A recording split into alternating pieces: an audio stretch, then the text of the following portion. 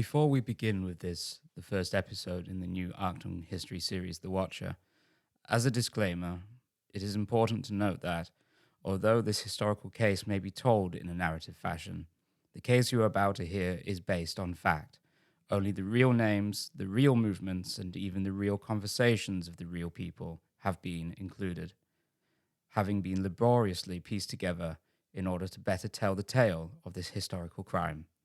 With this being said, I hope you enjoy this episode. Achtung, Achtung. Hier ist die Sendestelle Berlin im Voxhaus. Meine Damen und Herren, ein 11-jähriges Schulmädchen wird vermisst. Welcome to Achtung History, Series 2, The Watcher. Produced by the Berlin Tour Guide and presented by Simon J. James. Subscribe to the Achtung History podcast on all major podcasting platforms and follow Achtung History on Instagram, Facebook, and Twitter at Achtung History. Or visit theberlintourguide.com/Achtung History for updates. If you wish to support Achtung History, you can do so through Patreon at patreon.com/Achtung History. This is The Watcher, Episode 1, Celebrations.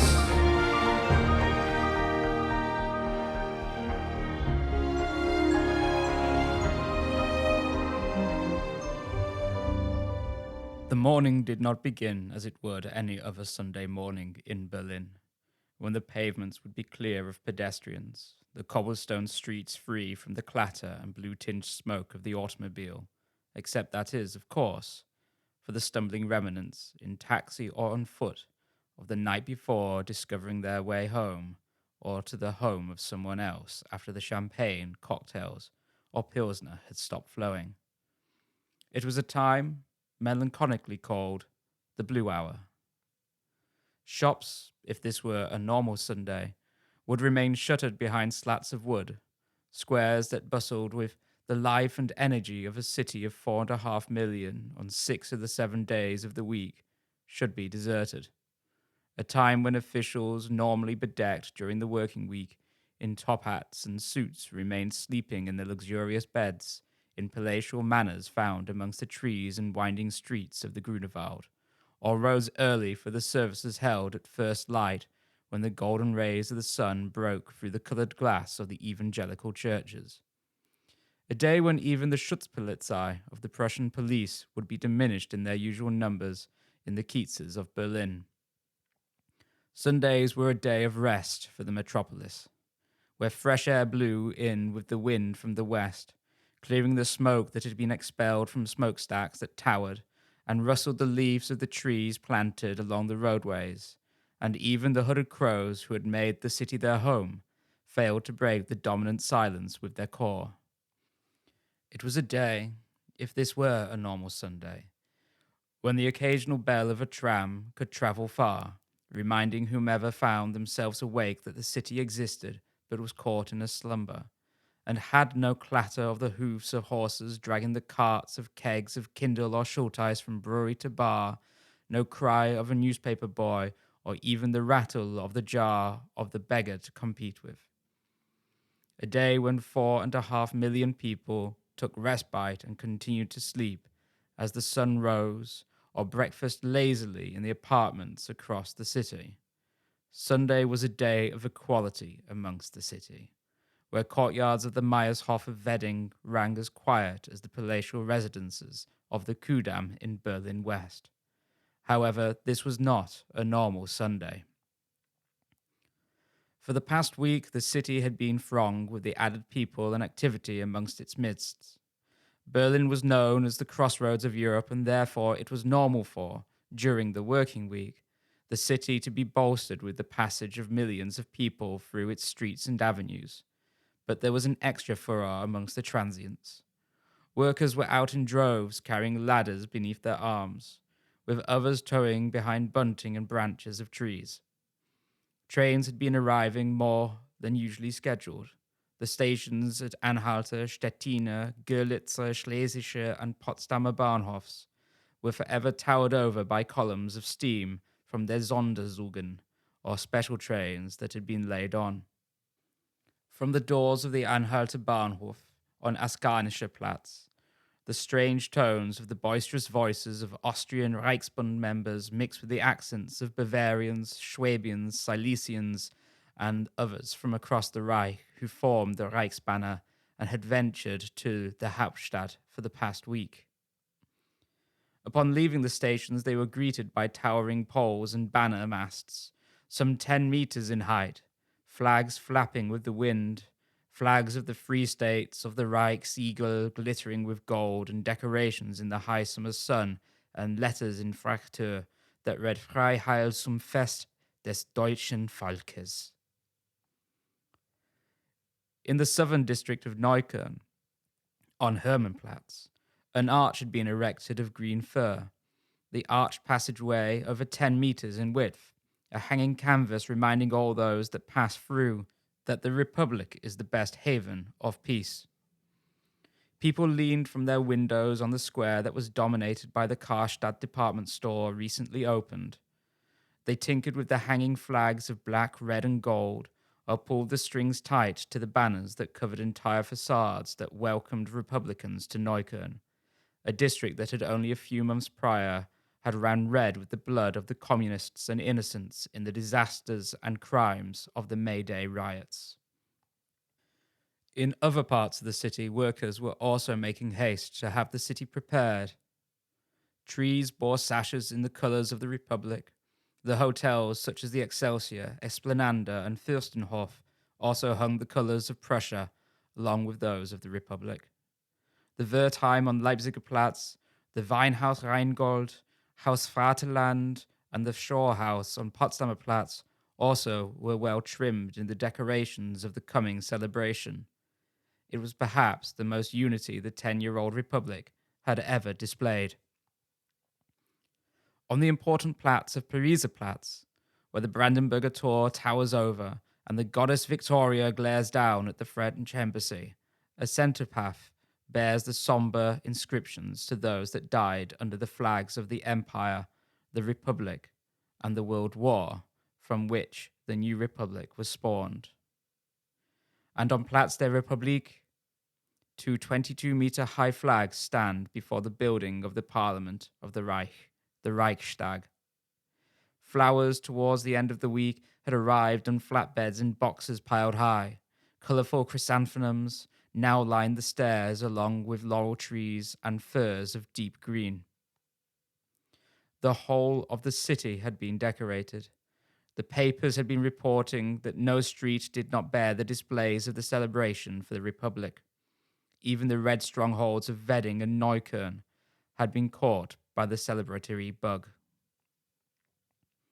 For on this Sunday, the preparations were to come to fruition, as the populations of the districts that constituted the great city rose from their beds early, awoken by the bells of churches not calling the devoted to Mass, but awakening a city to celebrations, calling for the residents to pour from the doors of the rows of apartments that lined the numerous streets and clamber onto the trams, U-Bahns, S-Bahn, and omnibuses, and make their way to the hundreds of celebrations taking place across the city.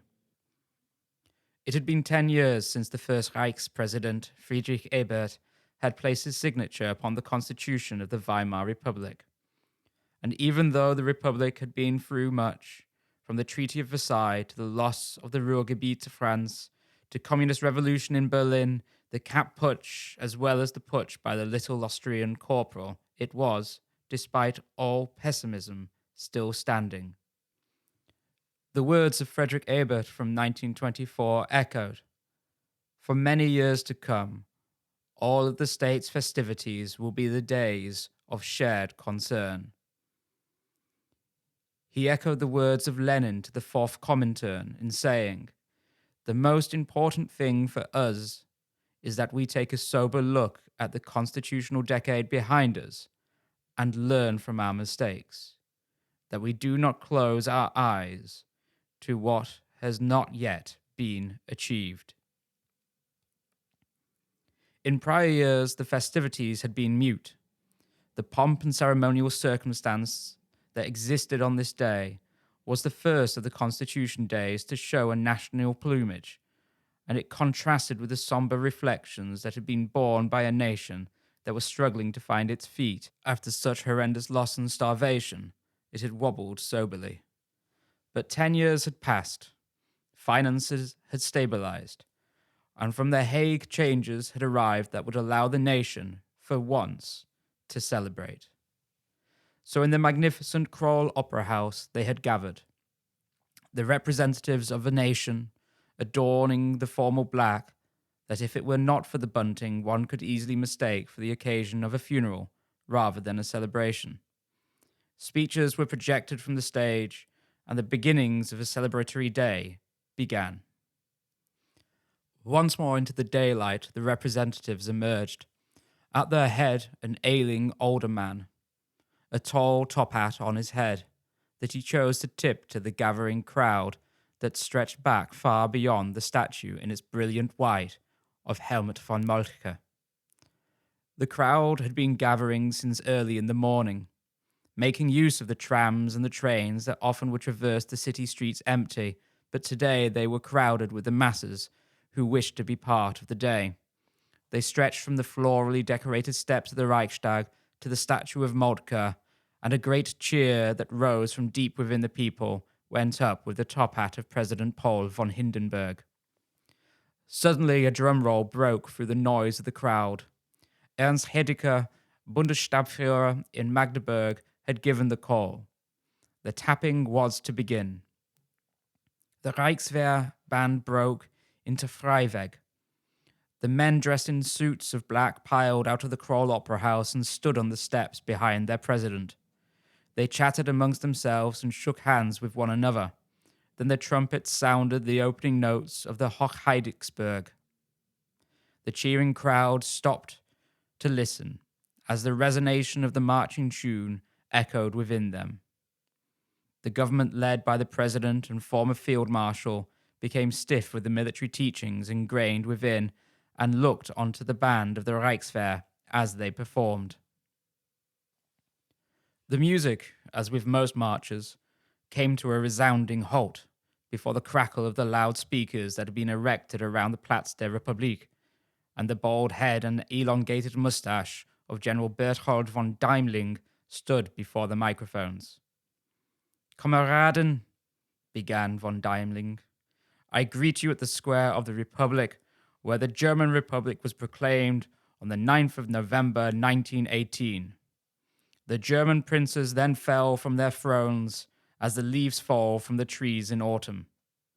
The centuries-old dream of a few German empires seemed to come true, but all too soon the high bureaucracy of the countries quickly regained their self, and before the National Assembly in Weimar was able to finish its work, it made important concessions to fight. So Germany was probably rid of the dynasties, but the small states kept it," von Deimling continued. He continued to speak of how the North and the South needed to support one another and to not think of themselves, but to think of Germany as a whole. And that would only be how a greater German unity would be reached. He continued, "The Republic that has accomplished great things, that has overcome the Bolshevik attack and has maintained imperial unity, must not stand still. And it is a year after year in the fierce battles that the state had to fight against its enemies from right and left. The imperial banner stands behind them, sword and shield. And if the opponents of the Republic prepare for an attack, they will bite on granite." The applause that met with von Deimling's speech seemed never-ending, and eventually it was to the band to bring an end to the sounds of appreciation of the crowd when they struck up Freiheit, die ich meine.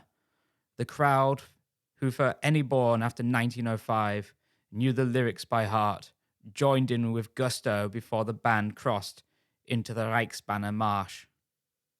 Through the crowd, the soldiers and their musical instruments marched, as they would for 4 hours through the city, marching through the arch of green fir at Hermannplatz and through the quarters of the city.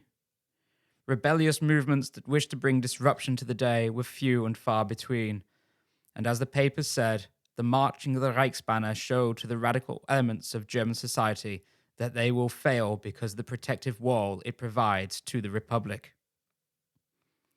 As the band marched, the representatives continued the day in the Reichstag itself. The Berlin Symphony Orchestra, under its first conductor Ernst Grünwald, performed Handel's Concerto Grosso in D minor in the plenary hall. Reichsminister of the Interior Severing spoke of peace and greater international understanding to bring nations together and ensure a better future for all nations. The festivities continued across the city for the entire day. Honor bands continued to play and squadrons of biplanes circled over the city, although the hope of the government to have the worldly triumph that was the Graf Zeppelin and its commander, Hugo Erkner, fly over the city could not be met. Far across the city, to the outer reaches where the metropolis began to blend with the wild from whence it came great cries, sounds that echoed from a small rise on the otherwise flat landscape that the new districts of Berlin were expanding over. 7,500 children of the city were gathered at the German Stadium, a stadium intended for the Olympics that never happened in 1916. Their voices rose high as they sang, with pride before Reichsminister von Gerard, as they formed, in their coloured dress clothes, a waving banner for the Reichsminister to look down upon. The children singing were joined by a choir of a further 7,500 voices in a coordination organized by Joseph von Fielitz, to which then a chorus of German mail workers, equipped with golden bricks, began singing, "We want to build a golden bridge." Before all, smiles upon their faces, looking up to the Reichsminister, came together as one in the sunken stadium, open to the heavens, to sing together the Deutschlandlied. They could hear the Deutschlandlied from the open window. The sound wafted across the open fields and through the trees, across the rails of the U-Bahn and in through the window that opened to the west.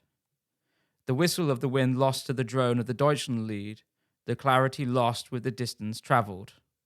The sound briefly disrupted the family and their friends that had gathered on the ground floor apartment on Westend-Allee. Westend-Allee fell into the new district of Neu-Westend. Much of the land of the area was either yet to be built upon or in the process of construction, but many buildings had been erected. Slowly the land that was occupied by allotments were making a way for the small villas of Berlin's wealthy upper middle class, or for the large apartment blocks built to house the growing population of the city. Berlin was awash with people from all across the Reich that had relocated for the opportunities that the Hauptstadt offered. So it was that families from Silesia, Hamburg, Rostock, and East Prussia were flooding into the metropolis, and the allotments and fields had to make a way for new homes required to house the immigrants of the Reich. But whilst many of the people moved into Friedrichshain, Wedding, or the Wassertor district of Kreuzberg, the Berlin families, who were lucky enough to find themselves slightly better off, were able to move to the new districts where the streets were not dominated by the constant facades of apartment blocks built during the last great migration to the city at the turn of the 20th century, where there was little green to break from the monotony of ornamental facades that beautified the squalor hidden within. For most within these districts, the apartments were small, 3 rooms at best, and built with such speed that often families had moved in whilst the plaster still was damp, and it was often entire families that lived within the small, dark confines. However, Neu-Westend was different. A degree of planning was present, at the centre of which was Sachsenplatz. Planned to be formed from a gravel pit in 1909, the Sachsenplatz garden that was to reference the flora and fauna of Brandenburg was not realized until 1922, the same time as the Reichsbank finished construction on the buildings along the west side of the street. Here the apartments were not small and poky like their older counterparts within the city, but cosy and with ample space, relatively, to house a small or growing family. The western side of the Westend-Allee was bright, with newly built homes, all of which belonging to the Reichsbank, who leased the apartments to their employees. Not only were the apartments not poky and dark, each had a winter garden, a kitchen with a separate pantry room, a bathroom, and 3 further rooms to be used how the occupants wished, except for the top floor apartments, who instead of the winter garden had a balcony.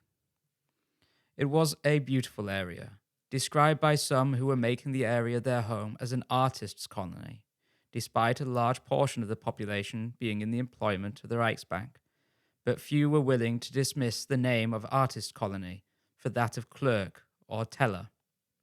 Even the beginnings of musical composition could be heard filling the air around the Sachsenplatz from the corner building on the Reichsstrasse.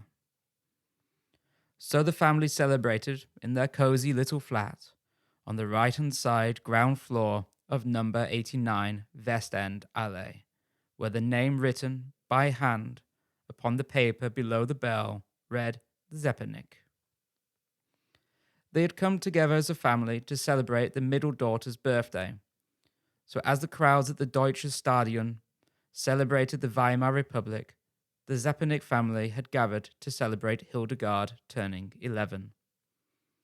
The family was headed by Wilhelm Zeppelnik. Wilhelm had been born in 1882. He himself, like so many others, was not born of Berlin, but had relocated from Genthin, a small town 120 kilometers to the west, where the opportunities of working in the sugar factory or the agricultural plants had not appealed, thus bringing about his relocation to Berlin, where he found his work as a bank official with the Reichsbank. He was a tall man, at least 1 meter 80 in size, and when sat down he was not much shorter than his wife when she stood. He liked to look smart, it was part of the job, and he wore the wide collared shirts that were becoming the trend. His light-colored hair was kept well, trimmed, and parted just off the center. His toothbrush mustache was also well maintained, and again followed a fashion of the time. With the job at the Reichsbank, the apartment had been offered to him. It was not uncommon in Berlin for large companies to build housing for their employees as they themselves expanded. The job was a good one and well respected. He enjoyed it. Many of his colleagues and friends from the Reichsbank lived in the same row of buildings or on the same street. There was a good system to it. Everyone had a similar level of comfort that was healthy for them and provided with a wage that allowed for little to be spent on pleasure or allowing for the purchasing of presents for one's daughter. He had with his wife 5 children, 3 girls and 2 boys. Hilda's brothers, Kurt, square-faced, with close-cropped hair, took on the look of his mother and was often seen wearing the knickerbocker trousers that tucked into his long socks. And Wilhelm, who was younger and took not only his name, but also his features from his father, who, on this day, ran around the apartment as usual. Elsa was the youngest, and also had a look that appeared to come more from the mother's side, and played this day with the neighbor Hans Buchner, who lived across the corridor, in the apartment directly opposite. The festivities went on for the Zeppelnik family, through the day and into the evening. Friends and family came and went. The children kept running through the apartment building back door into what was often called the Hof, or courtyard, but was more akin to a pleasant garden. Frau Zeppelnik watched through the kitchen and winter garden windows, keeping an eye on her children who were prone to wanting to climb the garden features, be it the birch tree that had taken on a lean from the playful games of climbing and swinging from its trunk and branches, or the trellises that hugged and climbed the walls. Either way, by the end of the day, it was agreed all had enjoyed their day. So farewells were said, words of Auf Wiedersehen mixed with the colloquial slang terms of others who had moved to Berlin from far within the nation, and Wilhelm and Hilda waved to those, now leaving, who had taken the time to celebrate her 11th birthday from the open door that looked out across the street onto the picket fence that hid behind it the skeletal brick framework of the Gilbau. The Gilbau loomed in the dark. The gas lamps that burnt a faint hue of blue in the night did little to spread their rays over the facade, in which windows that lacked the trims of habitation shone reflections of the late evening, but no light came from inside, and the recessed spaces for balconies seemed to be darker than the deepest point of night. It was a hollow block in a city teeming with life, especially when compared to the Westendallee, where windows shone with a warming glow of life.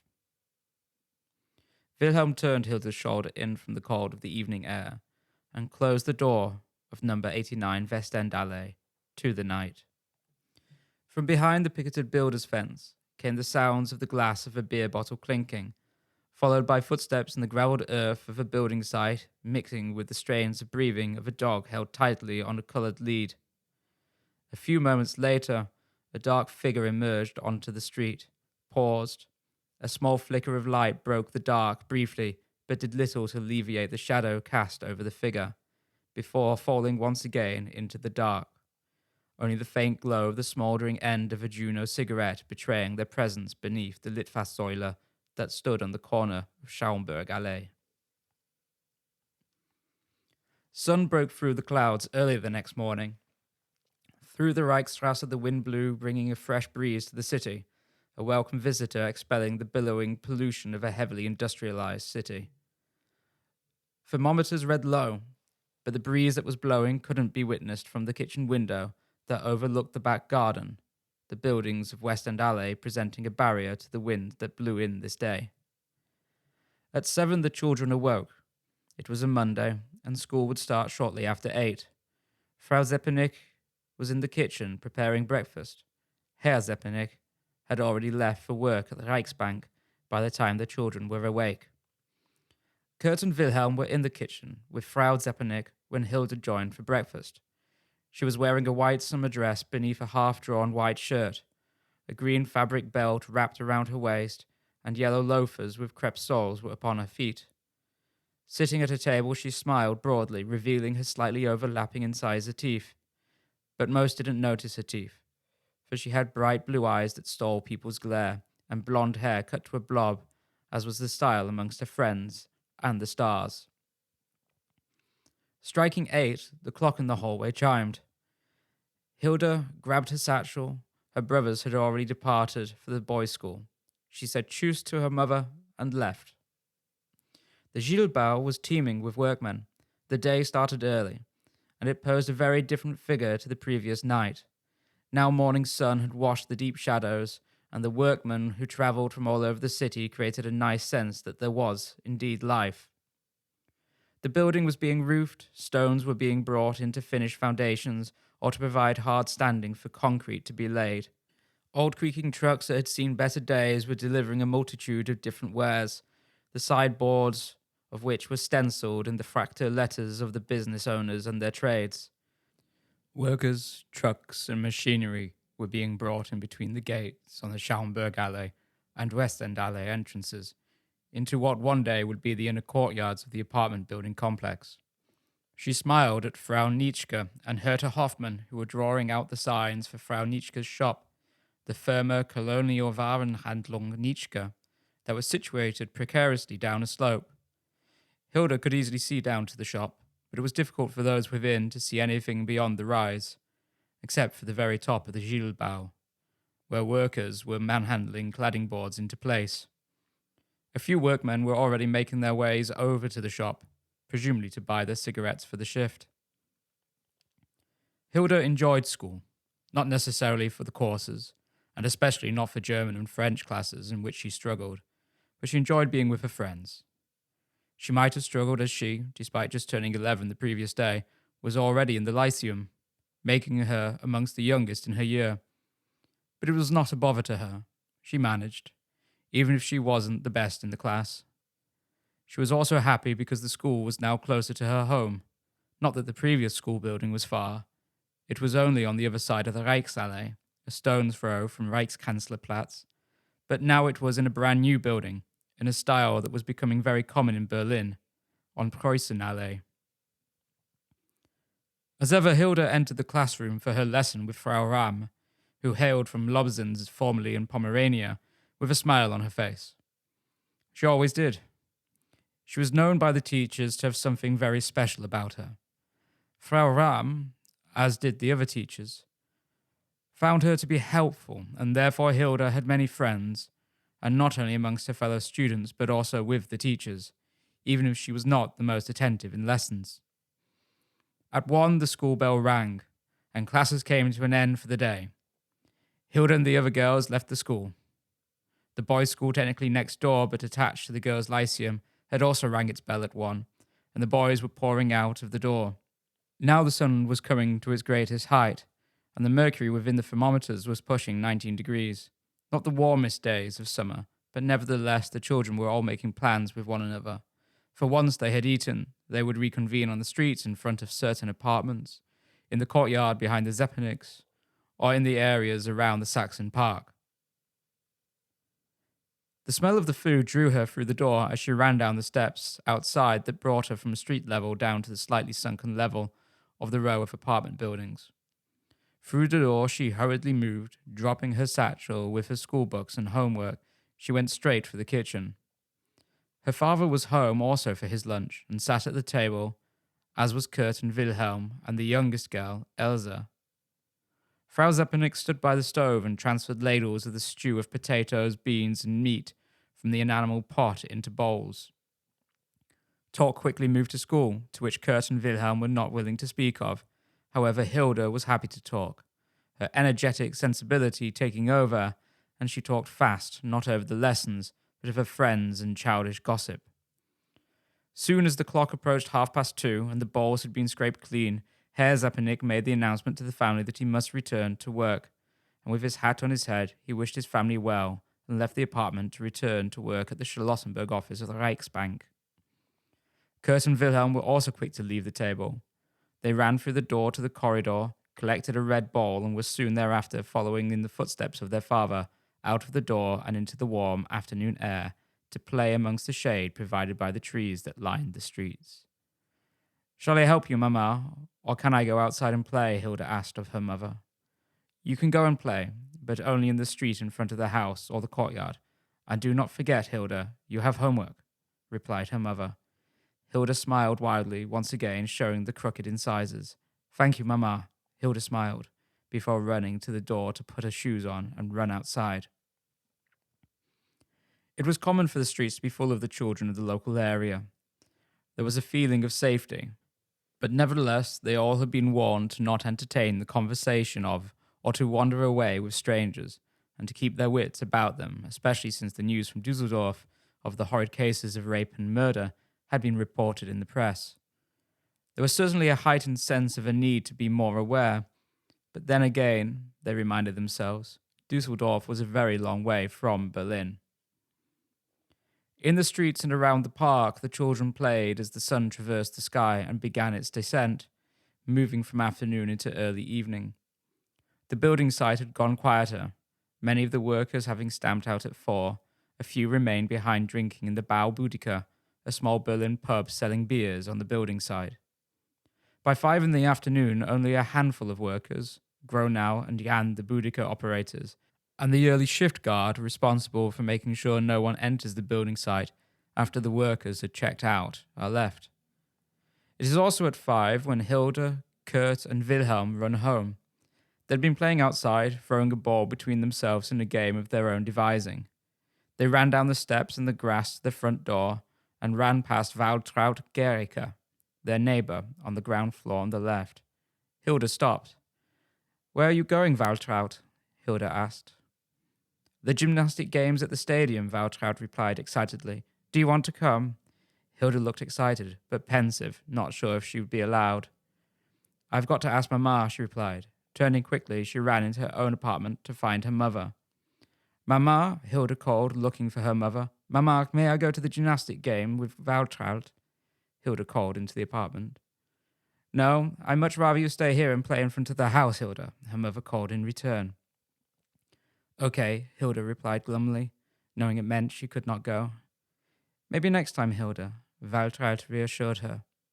Frau Zeppenik was clearing the kitchen counters from the food preparation when she heard Hilda's feet patter out of the building once again. Looking after the 4 children was difficult. She was somewhat thankful that her eldest daughter had come of age and had moved out, leaving little more space in the flat for the 4 children. She had spent the morning finishing cleaning from the birthday celebrations the previous day, and now she was cleaning once again. As she washed the dishes in the kitchen sink, she took a moment to glance out of the window and see the children all playing in the garden. She saw Hans Buchner and Erika Timmler all running around in the joyous innocence of youth. She also saw her overly energetic Hilda, who, not showing any signs of disappointment from not being allowed to attend the gymnastic games with Waltraud, was playing on the wall trellis. Knowing that it was not safe, it was only a few pieces of wood that had been screwed into the wall, and meant to carry the weight of some climbing decorative flowers, not the weight of an energetic 11-year-old girl who had no care in the world other than having fun amongst her friends. Frustrated that this was not the first time that Hilda had been caught doing such a thing, she tapped on the window to try and get Hilda's attention. No luck. She knocked harder, but still no luck. She put pause to the work she was doing in the kitchen and twisted the brass door handles of the double doors that led to the Wintergarten. The kids scattered quickly as Frau Zeppenich's voice shouted across the courtyard from the open windows of the Zeppenichs Wintergarten. They scattered not because they, other than Hilda, were doing anything wrong, but rather the instinctive animal reaction that children have when a voice of authority shouts to be as far away as possible. Hilda caught her mother's glare, her blue eyes looking to the floor. "Sorry, Mama," she shouted back half apologetically. "Don't climb on the trellis, Hilda," Frau Zappenich shouted angrily. "Yes, Mama." Hilda smiled and turned and skipped from the garden. The other children had fled, knowing they had a parent's gaze upon them, and Hilda gave chase. The other children had all run around to the front of the buildings, and as was common amongst the different groups of children, they had split up and already begun playing games with others that were sat on the curb or playing near the fence of the Gilbau. Hilda ran onto the street and around the corner. Whilst most of the workers had gone from the construction site, the delivery trucks were still unloading. They were trucks with large load bays, thick rubber wheels, and thicker steel frames. The cabs were tiny. The large men, especially those of the stone trucks, who were bulky with the manual labor required in clearing the flatbeds, of the wares looking almost comical, as if part of a sketch, by the recently deceased as of 3 days prior great artist Heinrich Ziller. Along the wooden boards of the truck that was currently being unloaded was the proprietor of the business's name, Wilhelm Schultz, and on top was the 22-year-old Erich Scheffler, who originated from Yatoshin, a town that was, since 10 years, part of Poland. He was busy trying to unload the bricks that would help build up the building and clad the facade. The quicker he could unload them, the quicker he could go home. But he was also in need of a cigarette, but his 10-pack had run empty. The Boudica was closed for the moment. He had seen Gronau and Jan leave and lock up in order to collect bottles from the building site, which meant there was only Nitschke's, the colonial Warenhaus, which, although only a short distance away, it would take time. And at that moment, Hilda emerged, skipping around the corner. "Hey," Erich shouted. "Hey." "Hello, Erich," Hilda replied happily. Hilda knew quite a few of the workers, who were regularly at the building site and broke the formalities of German society when speaking with them by using their first name. Erich, however, felt embarrassed. Whilst the young girl, wearing the white dress with the green belt, he recognized and knew, he did not know her first name. But there were so many children, and they were often asked by the workers to do small tasks, such as buying cigarettes. He could not possibly know all of their names. "Hello, little one," Erich spoke as he reached into his pocket for a 50-pfennig piece. "Could you take this?" He held out the coin, "and buy 10 Juno from Nitschke's?" "I could," Hilda replied cheekily. "I'll let you have the picture." In each pack of Juno came a picture. In the war, there had been propaganda pictures of soldiers performing their duties with honor on the western and eastern fronts. Now they were pictures of the towns, cities, and countryside panoramas of the nation. "Okay, Erich," Hilda replied cheerfully, taking the 50-pfennig coin from the unloader, who had leaned down to pass it to her, and immediately departing to perform the duty she had been given. Hilda Geriche had not gone with her sister to the gymnastic games, and was playing on the street directly in front of Westendale 89, the Geriche and Zeppenich residence. She saw Hilda Zeppenich running happily towards Nitschke's. Nitschke's was farther down than the homes, meaning more steps to run down, that Hilda did happily. Behind the counter of Nitschke's was Herta Hoffmann. whose day was continuing. She was recently 18, lived with her parents in an apartment in a 2-apartment house. Before the construction of the Gilbau began, she could see the roof of where she worked from where she lived, and having worked for 2 years in Nitschke's Colonial Warenhandlung and growing up herself in the area, she knew most of the children. So it was with a familiarity that she smiled at the young girl with the blonde bob and blue eyes, dressed in the white dress with green belt and yellow shoes, who came through the door. Guten Abend, Hilda. Guten Abend, Fräulein Hoffmann. Frau Nitschke was near, and Hilda used the formal introduction. The Colonial Warenhandlung was a treasure trove of the luxuries of the middle class. Different types of roasted coffee beans were stored in great containers, as were teas with fancy and foreign names. Toffees and sweets to make the teeth rot, kitchen utensils, wines, vinegars, sauces and powders that only the pocket of the growing lower middle class and higher of Berlin could afford lined the walls, all ordered and presented neatly. "What would you like, Hilda?" Herta Hoffmann inquired. 10 Juno, please, Hilda said innocently, whilst placing the coin that Eric had given to her on the counter. 10 Juno? Yes, please. Who heavens are they for? She was used to children coming in and buying cigarettes for the workers, but she couldn't remember whether or not Hilda herself had entered with such an intention, and she broke her habit of not asking questions of the purchases made with Hilda's request. For Herr Schultz, Hilda exclaimed. For Herr Schultz? Who is Herr Schultz, Hilda? The brick unloader. Frau Nitschke appeared from the back room and cocked her ear to the conversation. Hilda was 11, and she carried a purity to her that some of the other children did not have, and her being sent for the cigarettes seemed as it would be something her parents would not like. Not the watchman, Hilda. The watchman, Schultz, Herta pressed. No, Hilda emphasized, somewhat confused by the questions being posed of her. The brick unloader. I do not know a Schultz other than the watchman, Herta replied pensively. But very well. She reached for the stack that dispensed the cartons of cigarettes and took a thin, wide cardboard box that housed 10 of what Berlin always smoked. Juno. 40 pfennigs, please, Hilda. Hilda slid the coin closer. Thank you. And 10 back. Herta placed a small brass-coloured coin with stylized corn stalks embossed in Hilda's outstretched hand. Thank you, Fräulein Hoffmann. You're welcome, Hilda. Hilda took a step back before leaving the shop and ascending the steps. Herta looked after her. I do not know a Schultz on the building site, Frau Nitschke said as she came to stand next to Herta. Nor do I, Herta responded. Only the watchman, muttered Frau Nitschke thoughtfully. Theodor Müller had already left school, as many had by the age of 16. His father, a strict man and Reichsbank chief inspector, had wished for him to head into the field of work quickly, and, in asking around the local businesses, found him a job as an apprentice at Vrönicke, a bakery on the Reichsstrasse, at number 101. It was fine for Theodor, only a 15-minute walk from his home at Westendallee 86, and it meant with the bakeries, having baked and sold their goods in the earlier part of the day, more commonly than not, the shop could close earlier, and he still would have time, in the summer at least, to play on the streets with the other children of the neighbourhood. On this day, the 12th of August, he returned home around 4:30. The street was full of children playing, including the 2 Zeppenik brothers. Eager to play, Theodor rushed into the apartment of his parents and hurriedly ate a small snack, and before long, he was back in the street, hungry to end his working day with some entertainment, so he began playing with Kurt and Wilhelm, the Zeppenik brothers. The Zeppenik brothers had with them a red rubber ball about the size of 2 fists, and they were pushing it around on the street. He joined in with the boys, but he was cautious to always keep an eye out for his father.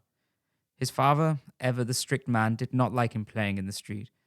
Whether he thought it was because he felt that, he, as a Reichsbank chief inspector, other children were beneath his son, the Zeppenik brothers being the son of a teller, a chief teller, but still a teller, or was generally against his son at 16 years of age, playing in the street was difficult to say, but Theodor knew his father would not be happy if he caught him.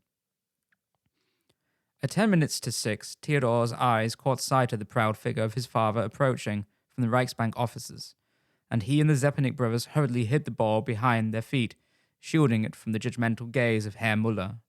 Guten Abend, Father, Theodor greeted. Herr Müller, who looked on the boys with suspicion, but chose not to berate, intimidate, or belittle, passed by and entered their home at number 86 West End Alley. 10 minutes later, Hilda suddenly appears before them. The boys were as of yet to resume their games, and she approached them.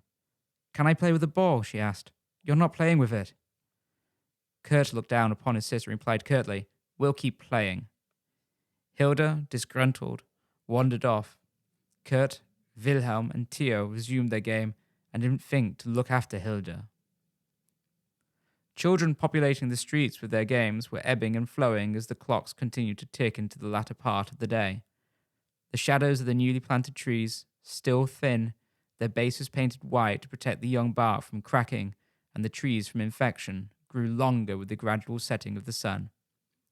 Often voices of mothers and fathers were heard shouting the names of their children from windows and doors, breaking the quiet brought on by the almost deserted Gilbau and a district of the city still in the infancy of development, calling them like animals to feeding time. At 6:30, Theodor Müller hears his own name being called and leaves the Zeppelin brothers in the street.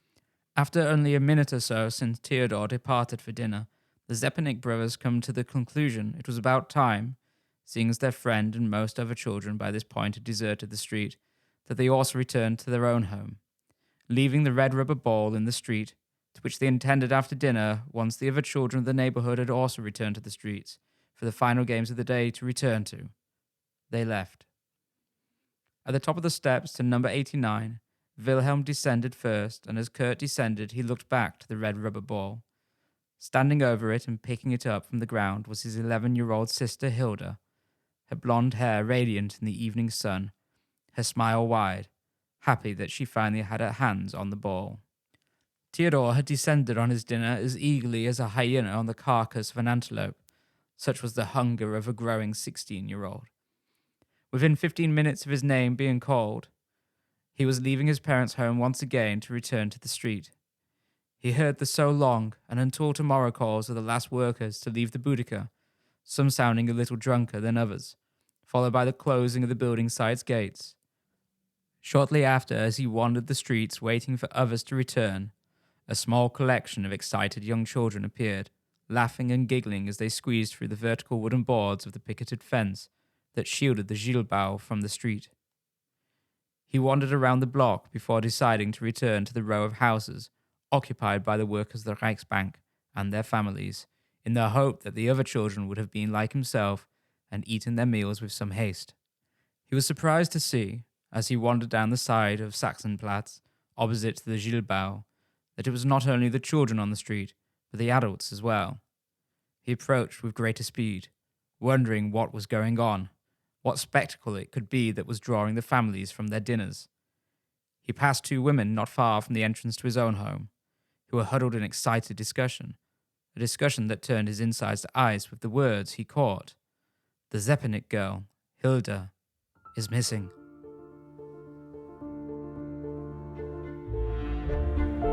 Achtung, Achtung. Hier ist die Sendestelle Berlin. Im Voxhaus. Meine Damen und Herren, ein 11-jähriges Schulmädchen wird vermisst. This has been Achtung History's The Watcher, produced by the Berlin Tour Guide and presented by Simon J. James. Follow Achtung History on Facebook, Twitter, and Instagram at Achtung History. Visit the website at theberlintourguide.com/Achtung History and support Achtung History on Patreon at patreon.com/Achtung History.